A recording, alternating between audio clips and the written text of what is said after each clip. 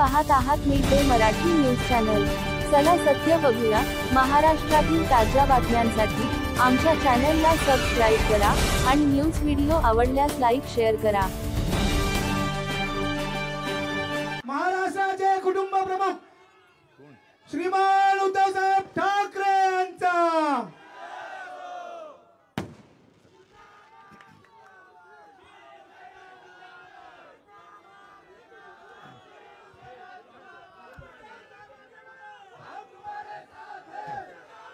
अरे बोलू द्या ना।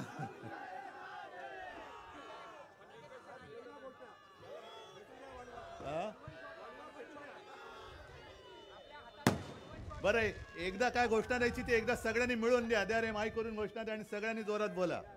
दे घोषणा पुढे।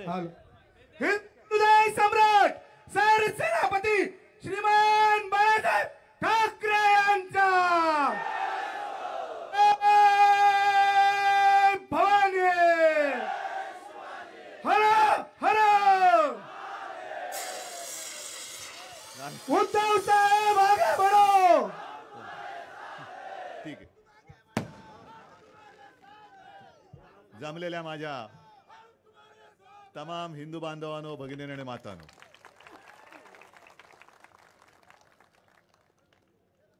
मला कल्पना आहे की इकडे आपल्या सोबत मुस्लिम समाज पण आलेला आहे। आपलं दर्शन घेण्यापूर्वी मी दहावीर महाराजांचं दर्शन घ्यायला गेलो होतो, आशीर्वाद घ्यायला गेलो होतो आणि त्या मंदिरामध्ये बोहरा समाज पण होता, जैन होते, गुजराती होते, सगळेच जण सोबत येत आहेत। याचा अर्थ असा की शिवसेनेचं हिंदुत्व काय आहे, शिवसेनेचं हिंदुत्व मी दुपारी आपली आधी कुठली सभा झाली, चौलच्या सभेत बोललो की आमचं हिंदुत्व हे घरातली चूल पेटवणारी आहे आणि भाजपचं हिंदुत्व हे घर पेटवणारी आहे। आम्हाला घरं नाही पेटवायची। त्यांचं जे काय राजकारण चाललेलं आहे ते आम्ही चुलीत घालणार आहोत, कारण आम्हाला घरातल्या चुली पेटवायच्या आहेत। हे नुसतं धर्माधर्मात भांडणं लावायची, समाजात भांडणं लावायची, जातीपातीमध्ये तेढ निर्माण करायची आणि त्याच्यावरती पोळ्या भाजायच्या, हे असं दारिद्र्य वैचारिक दारिद्र्य हे आमच्याकडे नाही। मी मुद्दामून दहावीर महाराजांच्या दर्शनाला का गेलो होतो, कारण तुम्हाला माहिती आहे आता की देश ज्या दिशेने चाललेला आहे आणि ज्या दिशेने देशालाही घेऊन जात आहेत, सर्व शासकीय यंत्रणा हे घरगड्यासारखे वापरतायत।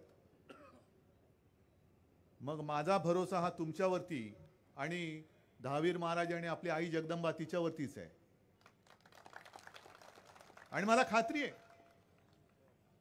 ज्या वेळेला धर्मावरती अधर्माचं आक्रमण होतं त्यावेळेला धर्म असा, मग तो कोणी असेल, तिकडे मी जातपात धर्म तसा नाही मानत। देशप्रेम हा एक माझा धर्म आहे।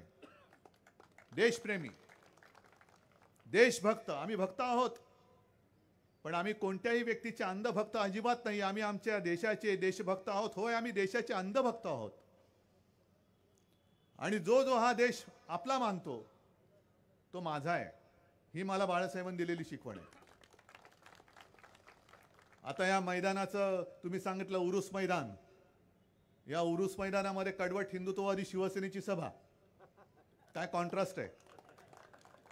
आणि त्या सभेमध्ये हिंदू आहेत, मुस्लिम पण आहेत आणि फकीर भाई तुमच्यासारखे सगळे कडवट मराठी देशाभिमानी मुस्लिम देशात हुकुमशाही नको म्हणून माझ्या सोबत आलेले आहेत। मला ही लढाई माझ्यासाठी लढत नाहीये, माझ्यासाठी लढाई लढतच नाही, मी तुमच्यासाठी लढतोय।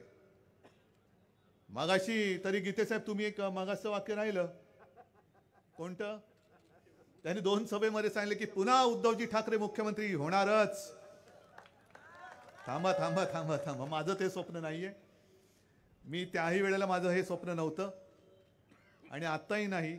माझी तळमळ जी आहे, जे मला दिसतंय ते मी बोलतोय।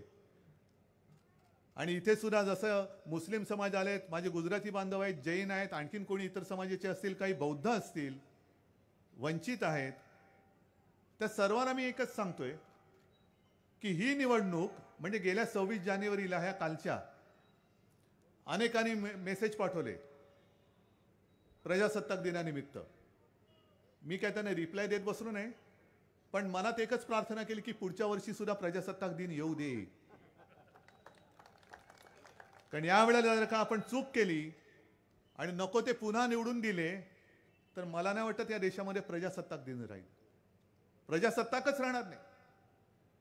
आणि मग ह्याचा जर का आपण मागोवा घेतला तर अगदी जे आपल्याशी त्यांनी खेळ केला, तुम्ही बघितलं असेल ना, जनता न्यायालय बघितलं की नाही, कसा त्यांनी उफराटा न्याय दिला पाहिलं ना.